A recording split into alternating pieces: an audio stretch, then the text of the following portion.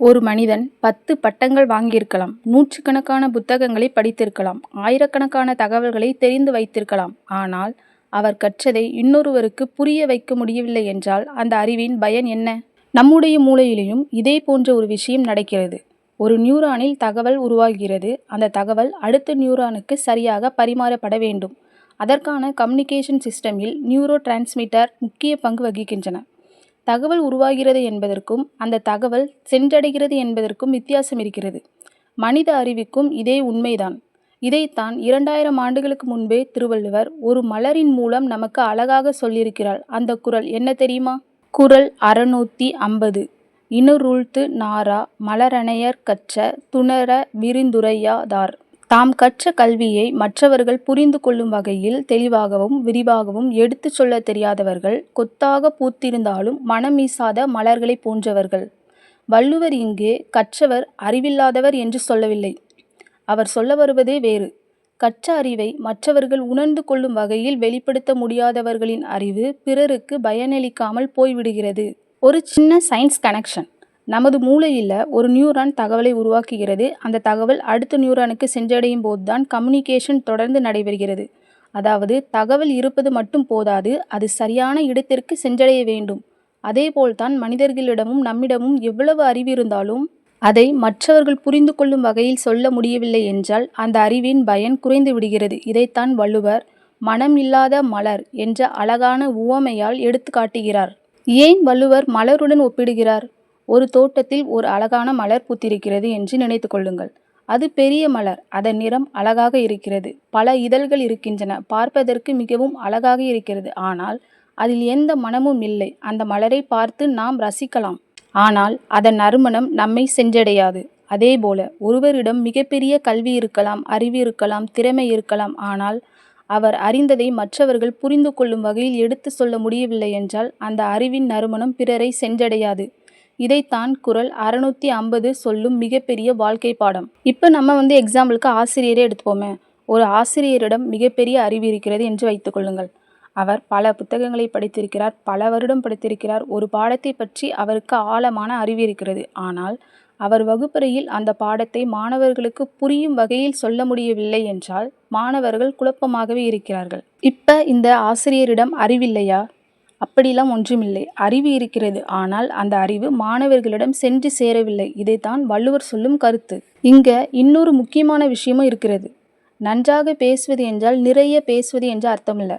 ஒரு விஷயத்தை எளிமையாக, தெளிவாக, சரியான வரிசையில் கேட்பவருக்கும் புரியும் வகையில் சொல்வதுதான் உண்மையான சொல்லாற்றல். ஒரு குழந்தைக்கு சொல்ல வேண்டியதை ஒரு பெரியவரிடம் பேசுவது போல கடினமான வார்த்தைகளில் சொல்ல வேண்டியதில்லை. ஒரு விஞ்ஞான கருத்தை அறிவியல் தெரியாத ஒருவருக்கு புரியும்படி எடுத்துக்காட்டுடன் சொல்லலாம். அதனால் நாம் என்ன தெரிந்து வைத்திருக்கிறோம் என்பதோடு அதை யாரிடம் எப்படி சொல்ல வேண்டும் என்பதையும் தெரிந்து கொள்ள வேண்டும். இப்போ இருக்கிற இந்த உலகத்தில் கல்வி மிகவும் அதிகமாகிவிட்டது. பல பட்டங்கள், பல கோர்சஸ், பல சர்டிஃபிகேட், பல ஸ்கில்ஸ். ஆனால் கம்யூனிகேஷன் ஸ்கில் இல்லாமல் பலருடைய திறமை வெளியில் தெரியாமலே போய்விடுகிறது. ஒரு வேலைக்கான இன்டர்வியூவில் கூட நமக்கு தெரிந்ததை மட்டும் பார்த்து வேலை கொடுப்பதில்லை. நமக்கு தெரிந்ததை எப்படி விளக்குகிறோம் என்பதையும் பார்க்கிறார்கள்.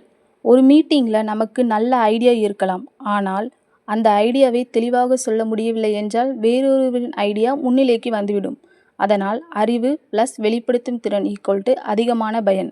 இதன் அர்த்தம் பேச தெரியாதவர்கள் எல்லாமே மதிப்பில்லாதவங்க கிடையாது. அப்படி நம்ம புரிந்துக்கவும் கூடாது. வள்ளுவர் அதை சொல்லவும் வரல.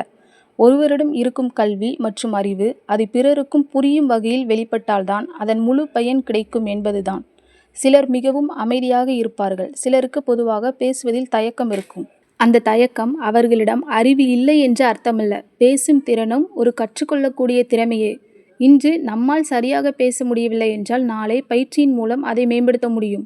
இந்த குறள்ல இருந்து நாம 3 விஷயங்களை கற்றுக்கலாம். ஃபர்ஸ்ட், அறிவை நம்முடைய மனதுக்குள் சேமித்து வைப்பது மட்டும் போதாது. 2வது, நாம் பேசுவது நமக்கு புரிந்தால் மட்டும் போதாது, கேட்பவருக்கும் புரிய வேண்டும். 3வது, யாரிடம் பேசுகிறோம், அவர்களுக்கு எவ்வளவு தெரியும், அவர்கள் எந்த மொழியில் அல்லது எப்படி பேசினா அவங்களுக்கு புரியும். இதை அறிந்து பேசும்போது தான் நமது அறிவு உண்மையான பயனை அடையும். ஒரு மலர் அழகாக இருப்பது மட்டும் போதாது, அதன் மனம் சுற்றிலும் பரவும் போதுதான் அந்த மலரின் நறுமணம் மற்றவர்களையும் சென்றடைகிறது.